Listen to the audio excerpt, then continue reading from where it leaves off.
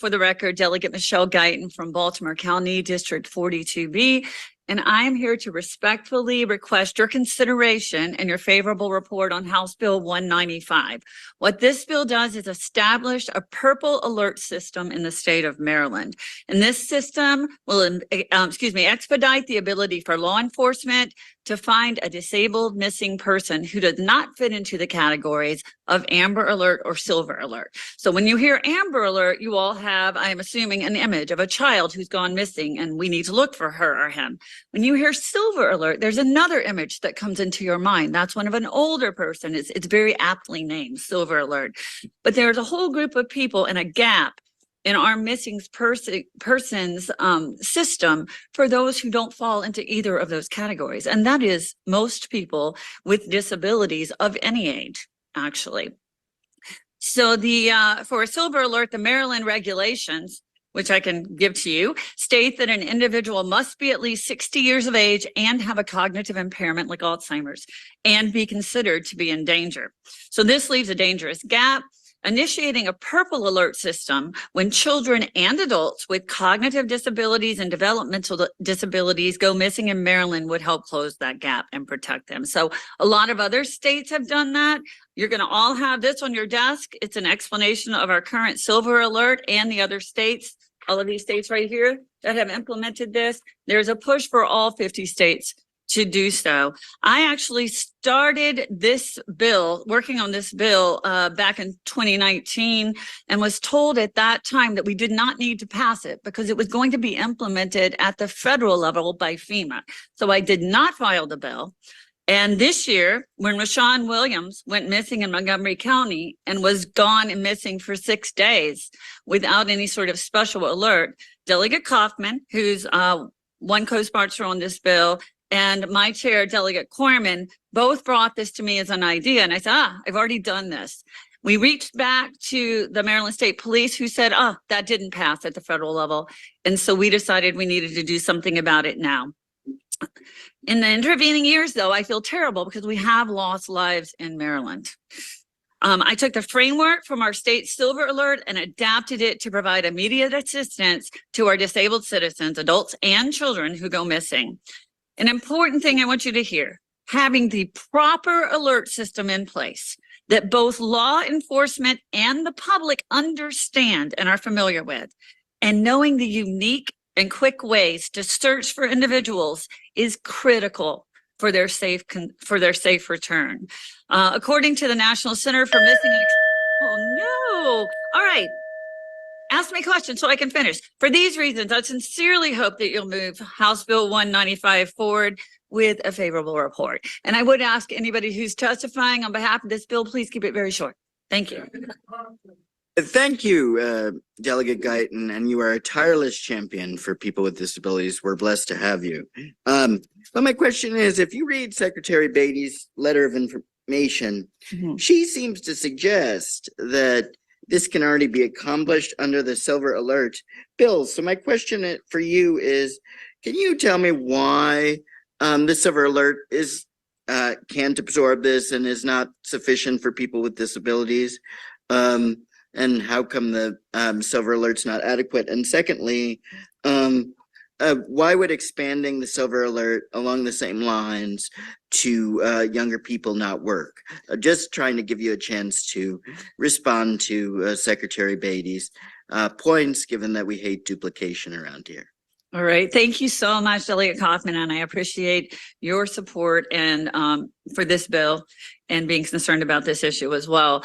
So your first was, why does it not work right now, as we're hearing in these letters that it should? Well, I can't tell you that it could. I can tell you that it doesn't. Right. What I can tell you is that when we went back and my staff, my tireless staff, went back through 5 years of Silver Alerts, the youngest person on that list was 68. Right. That is not the youngest person with disabilities who's been lost in the state of Maryland.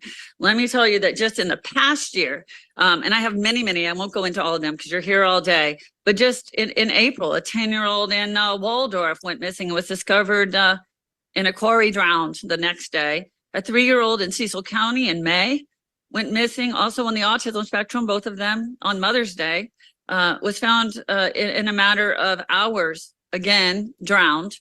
A 6-year-old in Dundalk, sir, drowned within an hour of the report of the police, and she was pronounced dead at Johns Hopkins. This is all within a couple of months this year, and those alerts were issued for those people. So I think the second question that you had, why is it not working? I said because why. it's not. Yes, and it also doesn't include an amendment that I put in that you have in front of you, so I won't go into it, which includes people with mental illness. That is not in the legislation. Deaf, blind, not in, people who are dealing with deaf and blind issues, particularly those who are both deaf and blind, should be in the bill and are not. And then there are a couple of technical changes as well. But I think that the biggest reason that we're not going to see that happen here in a successful way is the same reason that all of these states have a silver alert and a purple alert, right? It's because when you think of something that you learned as years ago, like the silver alert, you have an image of that. And when you see that pop up on your phone or on Facebook or somewhere else, you know what you're looking for. And it's not a 10-year-old with autism.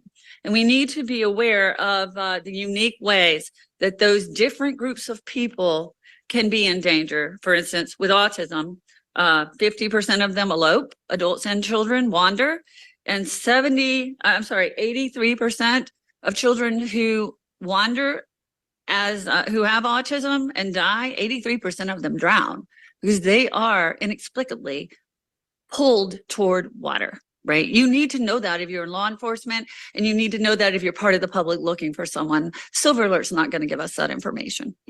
Thank you, Delegate. And I just want to clarify for my colleagues very briefly that, when people think of elopement, they typically think of running off and getting married. But in the disability realm, it's meant for a child running away or escaping supervision. So isn't that so, Delegate?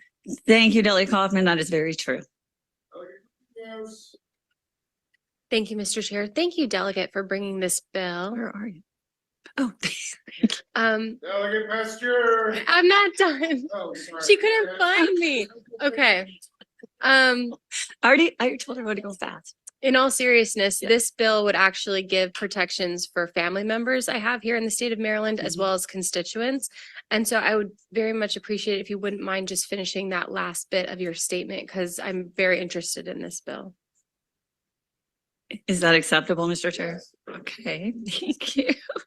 Not too long. I've gotten through most of it in my answers here already, talking about the differences in needs between the older people who have Alzheimer's and the younger people, particularly those with autism, Down syndrome, and other developmental disabilities who go missing. And the fact that so many of them actually are attracted to water. And the second reason that people with disabilities actually die when they are missing is that they get hit by traffic. They also respond very differently when approached by law enforcement or people out in the community. An older person with Alzheimer's, which is what the Silver Alert was meant to address, right? And rightly so. If you speak to them and tell them to stop, they will do so. Generally, they'll wander around. A child or an older adult with disabilities or mental illness is going to respond in a very different way. And you need to know the best way to deal with those needs. And this will give us those opportunities. So, yeah, thank you very much. Thank you very much.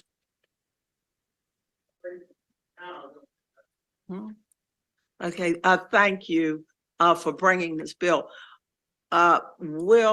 When we talk about silver, we Mhm. pretty much have in our heads who that means. Mhm. So for this one, would there be some sort of informational campaign, if you will? Because I just recently learned about the water, and I really wish for autistic children that I had known that, because I had a 5-year-old neighbor who was autistic, and we all were out looking for him. And by the time I heard his mother scream, and she was at the house next door, and I went in the yard, jumped in the pool, but he had been in that pool way too long, and he was dead. And that's a vision I will see forever. he was in the pool right next door to his Mhm. house. Right. And because they had a high fence and they had a wading pool in their yard. And had they known, they might not have had that pool, because I'm sure Michael thought that he could climb that fence and it would be Mhm. just like being in that pool in his yard. And I will never lose that image of pulling him out of that water and trying to resuscitate him, and he was already dead. And we might have just gone right to it as soon as his mother realized. So all of that to say, will there be an informational campaign to it? Because this is different Mhm. from the other alerts, but a very critical alert to have. Thank you so much, Delegate Pastor, and I can't tell you how much that breaks my heart. And I hope it didn't happen since the last time I considered putting in this bill. There is no provision specifically for public education written into this bill, but certainly this committee can add that and it would be welcome. I do think, however, there is by definition, there is a responsibility to educate law enforcement and EMS and media about what would be needed in these situations, right? And I think if police officers know that the first place they need to look is water. And I don't think a lot of people know that. I mean, I have a child with autism. I know that. I do that work, but But by the time hopefully the the media police- here will put that in the paper. But by the time the police officer Mhm. got there, it was Right. already too late. I mean, he might have known, but if the parents Yeah. knew, that would have changed everything that Yeah. they did for this child. Thank you so much. Delegate Sorry. Miller? Delegate, thank you for bringing this bill. And I want to make my question very short. This is a great bill. It accomplishes a lot, and there's no fiscal note. Isn't that so? Yes, Delegate, that is so. Thank you for your question. Are there further questions for the delegate? Seeing none, thank you very much. That concludes the testimony on House Bill 195.